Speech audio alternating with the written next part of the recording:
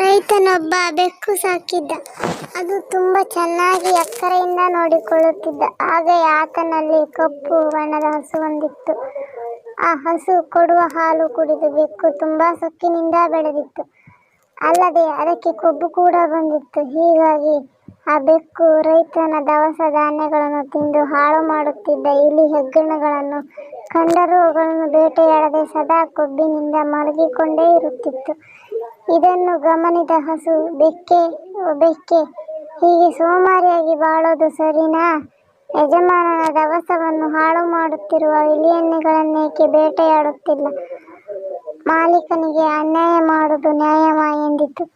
ಬೆಕ್ಕು ಕಣ್ಣು ಕೆಂಪಗೆ ಮಾಡಿಕೊಂಡು ಮೀಸೆ ಕುಣಿಸುತ್ತಾ, ಎಲಾ ಹಸುವೇ, ನೀನು ನಂಗೆ ಬುದ್ಧಿ ಹೇಳ್ತೀಯಾ? ನಿನಗಾಕೆ ಉಸಾಬರಿ ಎಂದು ಮೂದಲಿಸಿತು. ಹಸು ಬೆಕ್ಕಿಗೆ ಬುದ್ಧಿ ಕಲಿಸುವ ಹುನ್ನಾರ ಮಾಡಿತು.